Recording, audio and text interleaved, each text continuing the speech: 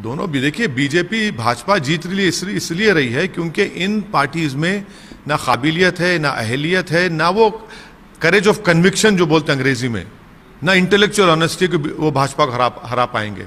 इसीलिए तो भाजपा जीत रही है। और मुसलमानों को डरा कर, फुसला कर और ये बताना चाहते हैं कि मुसलमान उनका गुलाम है। आप बताइए कैसे जीत गए वहां पर भाजपा? ये मेरा सवाल उन लोगों से जो मुझ पर उंगलियां उठाते हैं, आप बताइए कौन जिम्मेदार है उसका?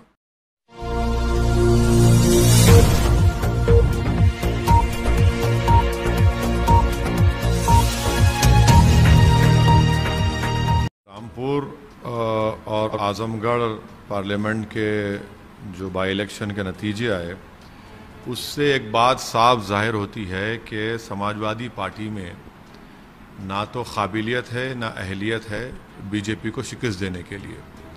और मैं उत्तर प्रदेश के अल्पसंख्यक समाज, दलित और मुसलमानों से, और ख़ास तौर से हिंदी हार्टलैंड के मुसलमानों से अपील करूंगा कि वो अपने वोट को ज़ाय ना होने दें और ऐसे निकम्मी पार्टियों का साथ ना दें जो बीजेपी को हरा नहीं सकते। वो सिर्फ आपको धोखा देकर आपका वोट हासिल कर लेते हैं और नतीजा ये निकलता है कि बीजेपी जीत जाती है।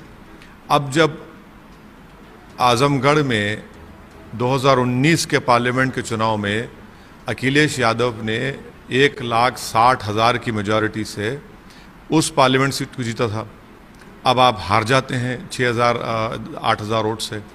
कौन जिम्मेदार? साफ जाहिर हो रही है कि समाजवादी पार्टी में ना काबिलियत है, ना अहलियत है, ना ताकत है कि वो भाजपा को शिकस्त दे सकें। इसीलिए हम अपील करते हैं ख़ास तौर से मुसलमानों से कि अपने वोट को ज़ाय होने ना दें। और दूसरी बात यह है कि अब ये 2 आजमगढ़ और रामपुर की पार्लियामेंट सीट से बीजेपी जीत गई, कौन जिम्मेदार है इसका? किसको आप बोलेंगे कि बी टीम, सी टीम, डी टीम, ई टीम बोलेंगे? किसको वोट कटवाओ बोलेंगे? महाराष्ट्र में वहाँ पर शिवसेना के 40 विधायक भाग गए, किसको जिम्मेदार करार देंगे वहाँ पर आप? इसीलिए हम कह रहे हैं कि वो जो लोग ये सब बातें करते हैं, मुसलमानों को ख़ास तौर से सोचना चाहिए कि वो अपने वोट का सही इस्तेमाल करें, अपनी एक आज़ाद इंडिपेंडेंट पॉलिटिकल लीडरशिप को बनाएं, और उसकी ज़रूरत है आज भारत में। जैसा आपको बी टीम का कहा जाता है, तो बस ये थे बी टीम, आप तो खुश होंगे फिर इस रिजल्ट से? नहीं, मुझे इस बात की तकलीफ़ है कि भाजपा जीत गई, यकीनन मुझे तकलीफ़ है। और मुझे पहले से अंदाज़ा था, बल्कि जो मीडिया के जानकार लोग हैं जो हमसे ऑफ द रिकॉर्ड बात किए थे, हमसे कह रहे थे कि नहीं हो पाएगा, समाजवादी पार्टी से नहीं जीत पाएंगे। इतना अहंकार अखिलेश यादव का कि जिस पार्लियामेंट सीट से उनके पिताजी एमपी थे, फिर वो बने, आप वहां पर जाते भी नहीं लोगों को बताने के लिए कि वो क्यों इलेक्शन नहीं लड़ रहे हैं। इतना अहंकार। यकीनन हमको तकलीफ है कि भाजपा जीत रही है, मगर भारत के और ख़ास तौर से उत्तर प्रदेश के मुसलमानों से अपील करें कि अपनी सियासी पहचान को बनाएं, अपने मुक़द्दर के फैसले खुद करेंगे आप।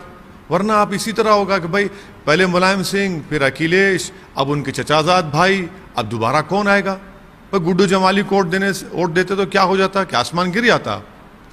और यादव वोट खुद डिवाइड हो गया वहां पर, और आप मुसलमानों को बोलते हैं कि अरे भाजपा को हराना है। अरे भाई, आप नहीं हरा पाएंगे भाजपा को। हम ये बात विधानसभा के चुनाव में कह चुके हैं। मार्च में उसी पार्लियामेंट के क्षेत्र में आपने 4 या 5 विधानसभा जीती, आज आप हार गए। आप ये कहना चाहते हैं कि बीजेपी की जीत नहीं, अखिलेश के अहंकार की हार? दोनों भी है, दोनों भी। देखिए, बीजेपी भाजपा जीत रही इसलिए रही है क्योंकि इन पार्टीज में ना काबिलियत है, ना अहलियत है, ना वो करेज ऑफ कन्विक्शन जो बोलते हैं अंग्रेजी में, ना इंटेलेक्चुअल ऑनेस्टी को वो भाजपा को हरा पाएंगे। इसीलिए तो भाजपा जीत रही है। और मुसलमानों को डरा कर, फुसला कर और ये बताना चाहते हैं कि मुसलमान उनका गुलाम है। आप बताइए कैसे जीत गए वहां पर भाजपा? ये मेरा सवाल उन लोगों से जो मुझ पर उंगलियां उठाते हैं, आप बताइए कौन जिम्मेदार है?